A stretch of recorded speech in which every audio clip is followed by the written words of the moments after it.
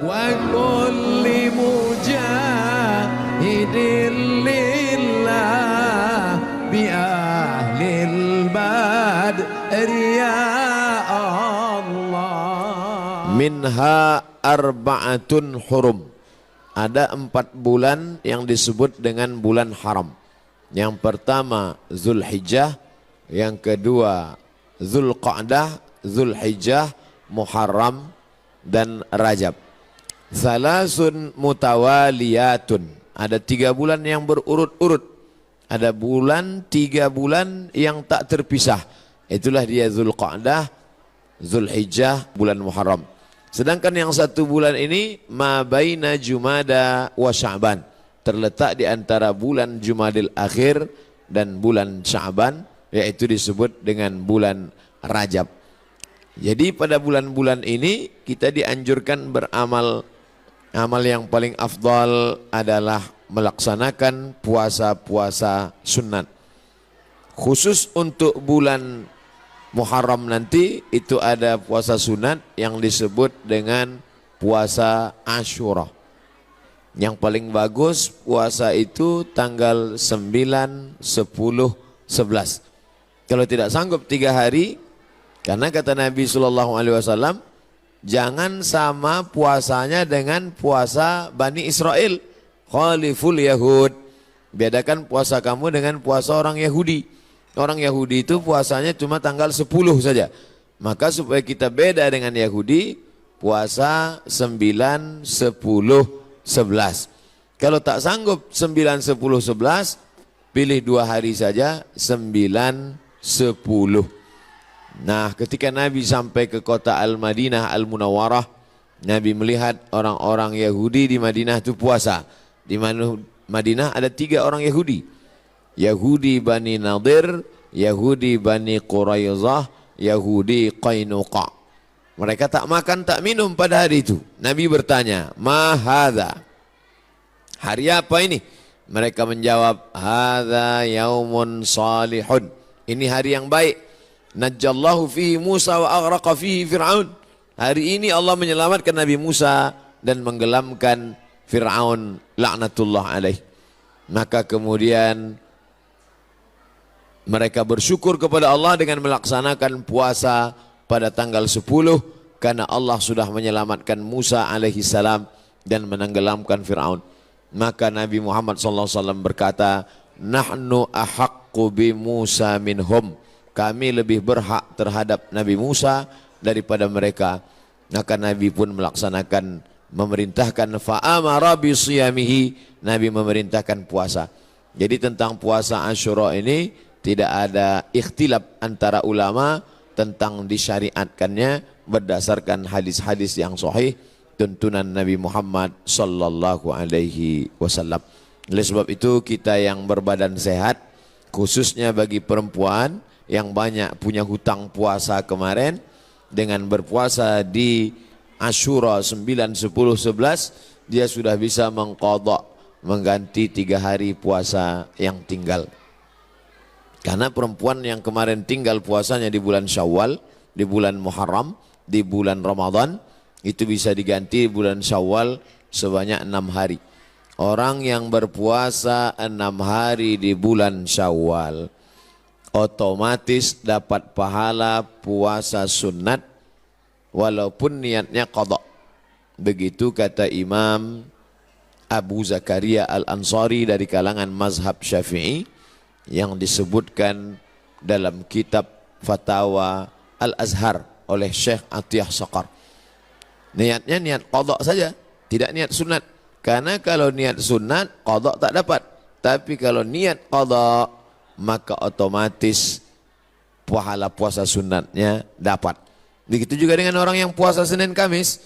Niat qadha dia hari Senin, maka qadhanya lunas dan pahala Senin dapat. Niat qadha dia hari Kamis, pahala qadhanya dapat dan otomatis dapat pahala puasa sunat. Begitu juga dengan nanti 3 hari di bulan Asyura, di bulan Muharram itu 9, 10, 11 niatnya niat qadha. Nawaitu sauma qadha'in. Saya berniat puasa qadha mengganti yang Ramadan tinggal kemarin. Apakah karena haid, maaf cakap, atau karena menyusukan anak, atau karena mengandung anak, atau karena baru melahirkan karena nifas, maka mesti diganti. Cara yang paling efektif adalah sekali dayung 2-3 pulau terlampaui. Walaupun ini masalah perempuan, tapi laki-laki mesti tahu, karena semua laki-laki punya istri, punya anak perempuan, punya kakak perempuan, punya adik perempuan. Inilah perlunya fiqhul mar'ah, fikih perempuan. Dengan melaksanakan puasa, badan sehat. Karena ternyata makanan yang kita makan itu banyak bakteri racun di dalamnya. Kenapa padi kita bisa tumbuh tak ada dimakan wereng? Karena ternyata disemprot dengan pestisida. Kenapa buah apel yang kita makan itu tidak berulat? Karena ternyata ulat tak mau memakan apel karena ada pestisida. Bahkan ikan asin yang kita makan pun itu kena formalin. Makanya tak dikerubungi lalat. Lalat pun tak mau. Kita aja yang mau makan ikan asin tuh. Oleh sebab itu orang yang pandai ditengoknya mana ikan asin yang tak dikerubungi lalat tak dia beli. Walaupun nampaknya segar. Begitu juga dengan ikan. Dulu kita tahu ikan cuma di es saja. Sekarang ikan disiram, direndam pakai formalin. Akhirnya kita memakan racun. Maka muncullah ada kanker darah, kanker tulang, kanker cancer kata orang barat. Tak ada obatnya sampai sekarang. Ternyata penyakit-penyakit ini bisa hilang dengan menerapkan namanya terapi fasting. Fasting artinya menahan makan. Orang barat tak tahu puasa. Mereka tetap makan buah, makan ringan, minum air putih. Tapi mereka tak makan dari pagi sampai siang sampai malam. Ternyata kalau kita tidak makan, maka badan kita memakan diri kita sendiri. Itulah racun-racun hilang di dalam badan kalau orang menerapkan terapi fasting tak makan ini selama 8 hari dalam sebulan. Subhanallah, Masya Allah, ini belum lahir Nabi, belum lahir lagi orang yang menemukan penyakit ini sudah diajarkan oleh Nabi Muhammad SAW. 8 hari tak makan dalam sebulan, Senin Kamis, Senin Kamis, Senin Kamis, dan Senin Kamis. Maka siapa yang melaksanakan puasa Senin Kamis, tapi yang lebih bagus lagi adalah lebih banyak daripada Senin Kamis. Karena kalau Senin Kamis cuma 8 saja, tapi yang lebih banyak daripada itu adalah 15 hari. Ahabbus saum ilallah saumi Daud. Puasa yang paling disukai Allah adalah puasa Nabi Daud alaihi salam. Yasumu yauman, puasa hari ini, makan besok. Puasa hari ini, makan besok. Adapun saya menyampaikan tentang puasa ini karena kebetulan kita di hari baik, bulan baik.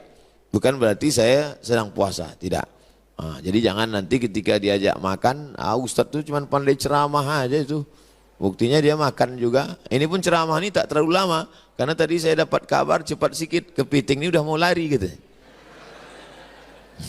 Bapak Ibu yang dimuliakan Allah Subhanahu wa taala, oleh sebab itu nampaknya di masa akan datang tak bisa lagi kita ceramah dalam masjid, mesti dibuatkan pentas karena jamaah mengamuk-ngamuk. Ini kalau dipeturutkan betanggalan pintu-pintu masjid ini nanti lama-lama.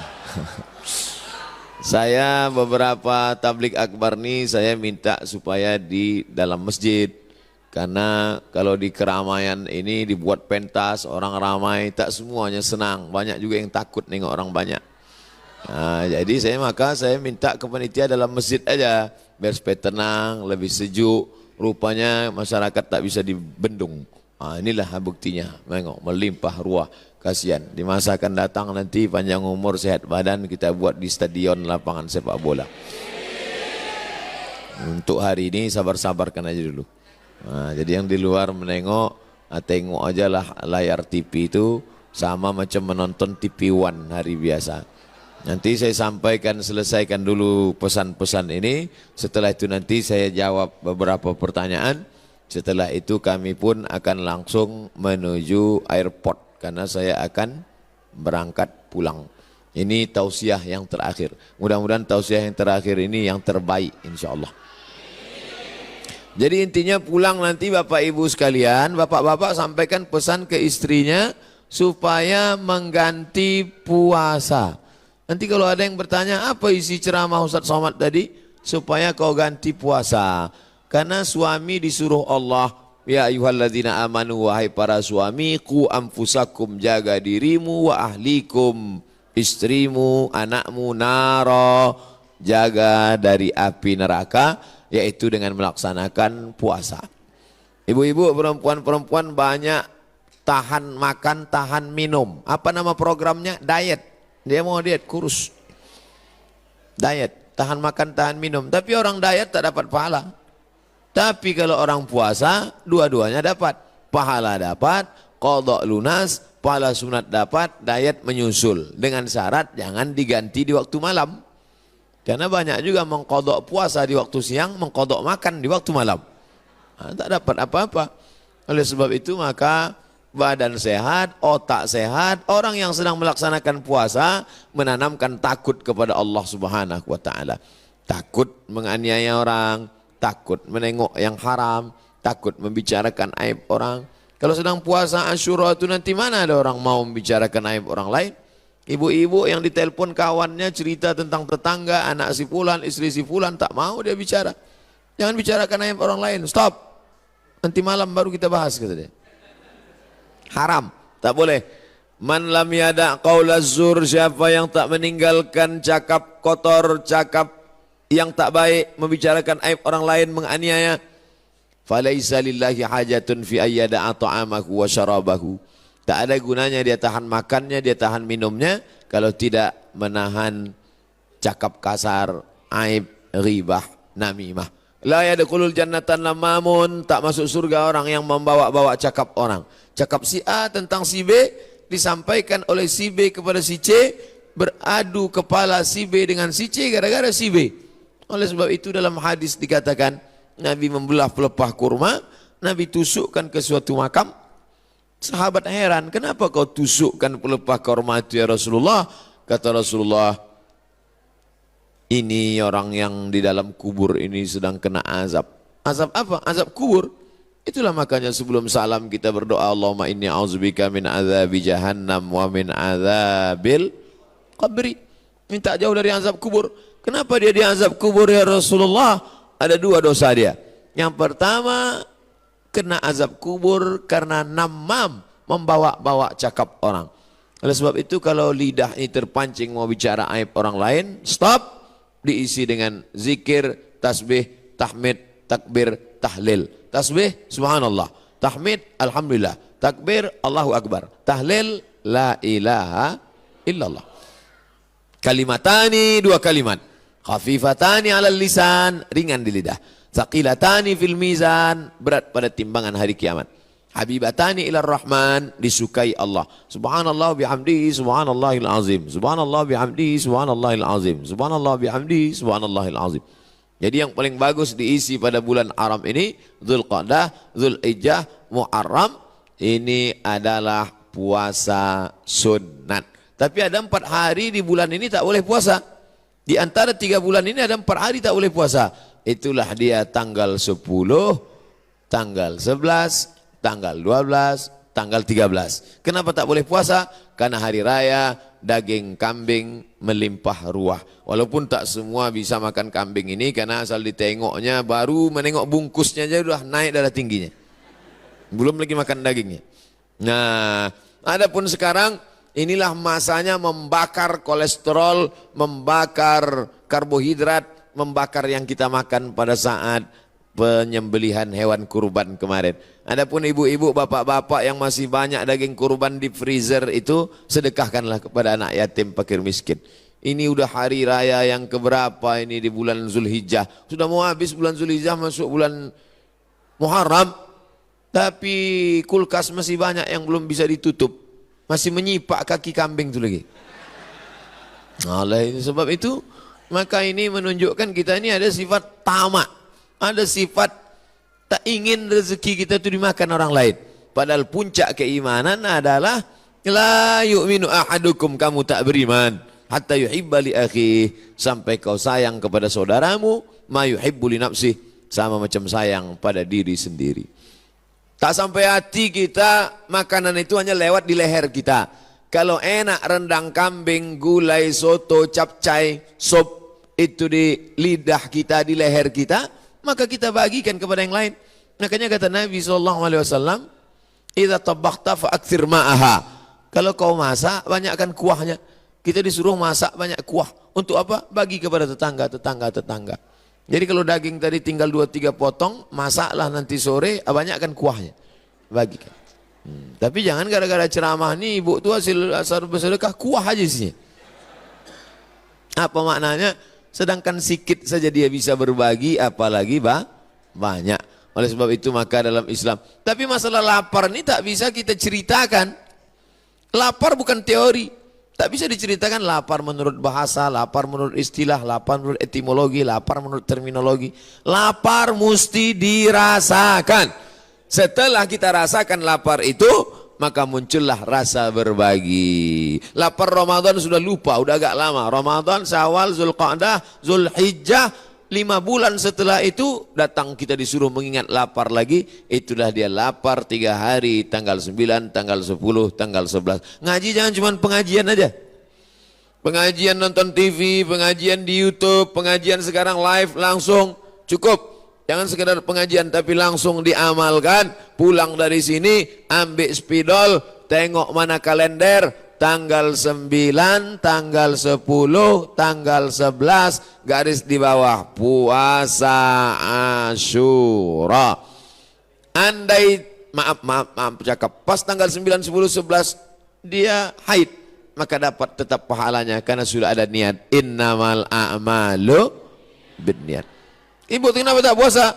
Oh, mohon maaf, saya sedang halangan. Tapi niat sudah sampai. Ada pun laki-laki tak ada alasan. Kau kenapa tak puasa? Aku niat aja sudah sampai.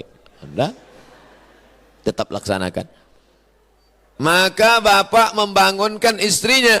Rahimallahu mura'an, Allah merahmati laki-laki yang membangunkan ahli bait keluarganya supaya mengingatkan dia puasa besok. Bu, omak si Pulan, besok puasa, ganti puasa qadha kau yang tinggal Ramadan kemarin. Begitulah beruntungnya kalau punya suami solehah, kalau punya suami soleh, istri solehah. Tapi kalau dapat laki Fir'aun, tak mau tahu dia. Sholat kau sembahyang, tidak sembahyang bukan urusanku, puasamu bukan urusanku. Padahal dalam Islam diajarkan kita ini mesti menjaga orang yang ada di sekitar kita, keluarga, tetangga, sahabat, kerabat. Wa anzir ashiratakal aqrabin. Berikanlah peringatan kepada keluarga-keluarga yang dekat. Ini penting sekali tentang masalah puasa ini. Semua penyakit berawal dari lambung. Semua penyakit berawal dari lambung. Oleh sebab itu maka kosongkan lambung, hilangkan bakteri. Coba tengok iklan di TV. Dari bakteri di dalam lambung itu muncul penyakit gula darah, muncul penyakit diabetes, muncul penyakit jantung koroner, muncul penyakit kanker, muncul penyakit makanan. Bagaimana supaya cara makanan tadi hilang? Ini diperbanyak puasa sunat. Bagi yang sudah puasa sunat, alhamdulillah. Bagi yang mencoba, mudah-mudahan disampaikan Allah Subhanahu wa taala niatnya sampai akhir.